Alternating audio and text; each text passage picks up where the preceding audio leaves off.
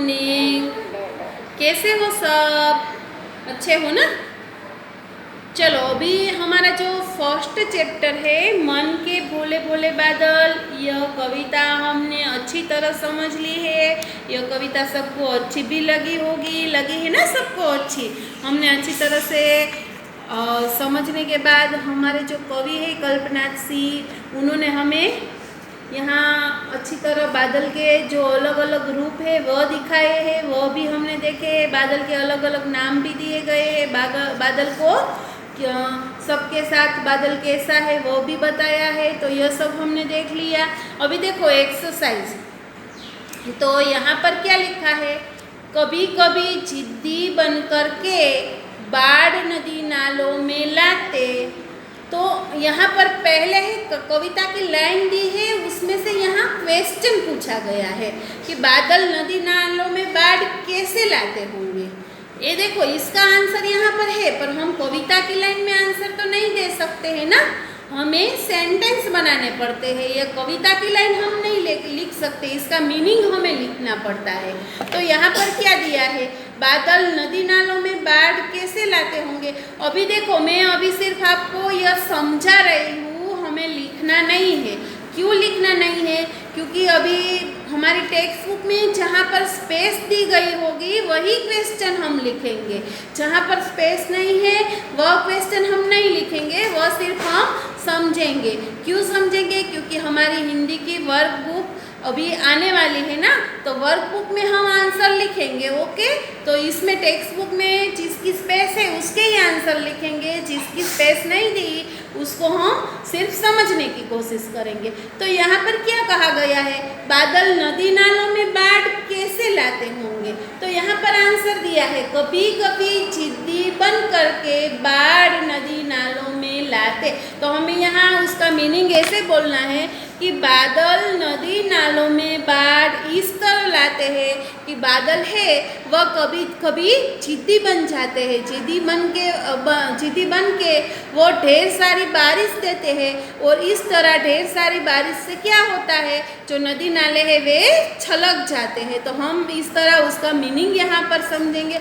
अभी देखो दूसरा क्वेश्चन क्या है? बादल ढोल कैसे बजाते होंगे। हमें यहाँ पर क्या कहा गया है कि बादल है वह ढोल कैसे बजाते हैं। तो यहाँ पर आंसर दिया है, कविता की लाइन दी गई है, नहीं किसी की सुनते कुछ भी ढोलक ढोल बजाते बादल। नहीं किसी की सुनते कुछ भी ढोलक ढोल बजाते बादल। तो यहाँ पर कवि हमें बताना चाहते हैं, हम आंसर इस तरह उसका दे सकते हैं कि बादल ढोल इस तरह बजाते हैं कि बादल है वह किसी की बात नहीं सुनते हैं। बादल क्या करते हैं? वह किसी की बात नहीं सुनते हैं। जैसे ढोलक है वह जैसे बजता है, वैसे बादल भी ढोल बजाते हैं। मीन्स कि बादल ढोल नहीं बजाते हैं, पर बादल जब बारिश देने वाले होते हैं तब जो आवाज़ आती है ऊपर आसमान से बादल की, तो हमें यही समझना कि बादल इस तरह ढोल बजाते हैं। अभी देखो आगे का क्वेश्चन, बादल कैसी शैतानियाँ करते हैं। तो यहाँ पर आंसर दिया गया है, क्वेश्चन है कि बादल कैसी शैतानियाँ करते होंगे। तो उसका आंसर हमें यहाँ पर कविता की लाइन में दिया है कि कुछ तो लगते हैं तूफानी, कुछ रह रह कर करते शैतानी।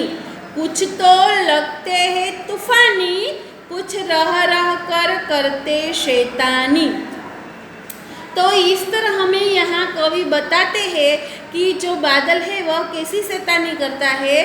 तो बादल इस तरह शैतानी करता है कि वह रह रह कर शैतान बन जाता है, वह तूफानी लगता है, वह कहीं छुप जाता है, कहीं थोड़ा सा दिखता है, कहीं वह ज़्यादा बड़ा दिखता है, कहीं वह ढेर सारा पानी देता है तो कहीं बारिश ही नहीं देता है। तो बादल है वह इस तरह तूफानी करता है। तो हमें ऐसे एक क्वेश्चन के 3 क्वेश्चन यहाँ पर दिए गए हैं। यह तीनों क्वेश्चन के आंसर हमें अभी ऐसे ही सिर्फ समझने हैं। क्या करने हैं? समझने हैं, लिखने नहीं है। ओके, चलो अभी यहाँ पर हम आगे बढ़ते हैं। कैसा कौन, तो यहाँ पर दिया गया है कैसा कौन। अभी फर्स्ट हमें दिया गया है सूरजसी। तो सूरजसी क्या होती है? केसा में क्या लिखा है? चमकीली। और कोन में थाली। सूरज के पास क्या है? तो सूरज के पास चमक है ना। कैसा मीन्स कि सूरज कैसा है? तो सूरज चमकीला है। तो हमें उनका यहाँ पर प्रास बिठाना है कि कौन। तो यहाँ जो वर्ड्स हम लिखते हैं उसके साथ ही यह वर्ड्स मैच होने चाहिए। यहाँ जरूरी नहीं है, आप यहाँ कोई भी वर्ड्स लिख सकते हो, पर देखो दोनों का प्रास मीन्स कि लास्ट जो वर्ण है वह सेम मात्रा वाला होना चाहिए। वर्ड से की होना चाहिए ऐसा जरूरी नहीं है। यहाँ पर ल है तो यहाँ पर भी ल ही होना चाहिए, वह जरूरी नहीं, पर जो मात्रा है वह मात्रा उसमें मैच होनी चाहिए। देखो अभी हमने देखा यहाँ सूरजसी, तो मैंने आपको भी बताया ना कि पीछे का जो वर्ण है उसकी जो प्रास है वो सेम होनी चाहिए। यहाँ पे ल है तो ल ही आना चाहिए, ऐसा कुछ जरूरी नहीं है। अभी ये ऊपर के जो क्वेश्चन थे मैंने समझाए हैं, यह आपको लिखना नहीं है। आप जब भी यह वीडियो देखो तो आपको ये सिर्फ सुन के समझने हैं। अभी यहाँ पर आपको लिखना है, क्या करना है मैं आपको समझा रही हूँ, दिखा भी रही हूँ, तो यह आप जब वीडियो देखो तब आप अपनी टेक्स्ट बुक में लिख सकते हो। तो यहाँ पर क्या है? सूरजसी चमकीली थाली। अभी देखो यहाँ पे बड़ी आ गई, यहाँ पर भी बड़ी की मात्रा है। ओके, चलो अभी हम सेकंड देखते हैं। क्या है? चंदासा। चंदासा गोरा मुखड़ा।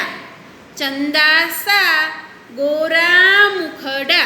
अभी देखो यहाँ पर र आया है, यहाँ पर ड आया है, पर मात्रा सेम है ना। पीछे यहाँ पर आ की मात्रा है और यहाँ पर भी ड के पास आ की मात्रा है। यहाँ अगर आप और कोई वर्ड लिखना चाहो दूसरा तो आप अपने तरीके से भी बना सकते हो। ऐसा जरूरी नहीं है कि मैम ने जो लिखाया है वही लिखना है। अगर आपको कुछ दूसरा याद आ गया, अच्छा लग रहा है, तो आप वह भी लिख सकते हो, पर यह ध्यान रखना ऐसे साथ में यह हम बोल सके ऐसा होना चाहिए। चंदासा गोरा मुखड़ा, तो ये प्रास हमने यहाँ पर बिठा दिया। अभी चलो आगे हम देखते हैं। हाँ अभी देखो मैंने यहाँ पर आपको बोला है कि ऐसे प्रास यह मात्रा जो है वह से आनी चाहिए। और दूसरी बात कि इनमें चंदा कैसा होता है? गोरा होता है ना। तो हमारा मुखड़ा जो होता है, मुख होता है, मुंह फेस, वह भी हम गोरा। तो मीन्स कि भाव भी आप देख सकते हो, ये प्रास भी बैठना चाहिए। अगर प्रास नहीं बैठ रहा है तो उनका जो भाव है वह सेम होना चाहिए। चंदा है वह भी गोरा है, मुखड़ा है वह भी गोरा है। सूरज है, उनकी जो रोशनी है वह कैसी होती है? चमकीली होती है। थाली होती है हमारी, वो भी चमक देती है ना। घर पे देखना आप, जो बर्तन है, थाली है, वह भी चमकीली होती है। तो इस तरह दोनों का भाव भी सेम होना चाहिए। अभी देखो हाथी सा बड़ा पहाड़। तो यहाँ पर ये देखो प्रास है वो सेम नहीं हुआ है, पर इन दोनों का भाव सेम हो गया है। क्या? तो हाथी कैसा है? बड़ा है ना। तो पहाड़ भी कैसा होता है? बड़ा होता है। तो इस तरह अगर प्रास आप सेम बिठा सकते हो, या उसका उन दोनों का जो भाव होता है मीन्स की कहने का जो मीन्स होता है दोनों का सेम होना चाहिए, तो भी आप वर्ड्स लिख सकते हो। जोकर सा रंगीन बाग। अभी देखो जोकर कैसा होता है? पूरा रंगीन होता है ना। वह या तो ऐसे लाल कलर के कपड़े पहनता है, या जो भी कपड़े पहनते हैं उनमें ढेर सारे रंग आ जाते हैं। तो हम बाग देखते हैं तो बाग में भी ढेर सारे अलग अलग तरह के फूल होते हैं ना। तो यहाँ पर दोनों का भाव भी सेम आया है और दोनों का प्रास भी सेम आया है। तो आपको ऐसे करना है, अगर प्रास आता है सेम तो प्रास करो, भाव आता है तो भाव करो। आप यह मैंने जो लिखा है वह वर्ड्स भी लिख सकते हो, या आप दूसरे कोई ढूंढ के भी लिख सकते हो। परियों सा सुंदर फूल। परी कैसी होती है? सुंदर होती है ना, अच्छी लगती है ना सबको परियां। तो यहाँ पर क्या है? परियों सा सुंदर फूल। तो वैसे जैसे परी सुंदर है वैसे भी फूल भी सबको अच्छे लगते, फिर चाहे कोई भी फूल हो तो सबको अच्छे लगते हैं। तो ऐसे यहाँ बताया गया है कि परियों सा सुंदर फूल, तो यहाँ पर प्रास भी उसका सेम है और दोनों का भाव भी सेम आ गया। भाव मीन्स कि दोनों कैसे है, अच्छे है, हमको तुरंत पसंद आ जाए ऐसे है। फिर आगे क्या कहा है, गुब्बारे सा, गुब्बारा मीन्स हम उसमें हवा भर दे तो भी वो कैसा होगा, हल्का ही होगा ना। गुब्बारे सा हल्का तिनका, तिनका तिनका भी हल्का होता है। गुब्बारे में हम हवा भर देते हैं तो भी वो क्या होता है, हम उस गुब्बारे को हमारे हाथ में से ऐसे निकल जाएगा, छूट जाएगा तो वो उड़ जाएगा ना। तो वैसे तिनका भी हल्का ही होता है, उनका भी वेट है वो ज़्यादा नहीं है। तो दोनों का देखो पीछे प्रास भी सेम है और दोनों का जो भाव है हल्का होना, यानी कि ज़्यादा वेट वाला नहीं, कम वेट वाला, तो यह दोनों का भाव है वो भी सेम है। तो आप ये शब्द भी लिखो या कोई और आपको अगर आता है दूसरा लिखना चाहते हो तो आप वह भी लिख सकते हो। ढोलक सा बजता तबला, अभी दोनों का प्रास भी सेम है और दोनों का ढोलक है वह बजता है, वैसे ही तबला भी बजता है ना। दोनों का जो भाव है कहने का वो भी क्या हो गया, सेम हो गया कि ढोलक भी बजता है और तबला भी बजता है। तो अभी एक बार मैं रिपीट कर देती हूँ। सूरज सी चमकीली थाली, चंदा सा गोरा मुखड़ा, हाथी सा बड़ा पहाड़, चोकर सा रंगीन बाग, परियों सा सुंदर फूल, गुब्बारे सा हल्का तिनका, ढोलक सा बजता तबला।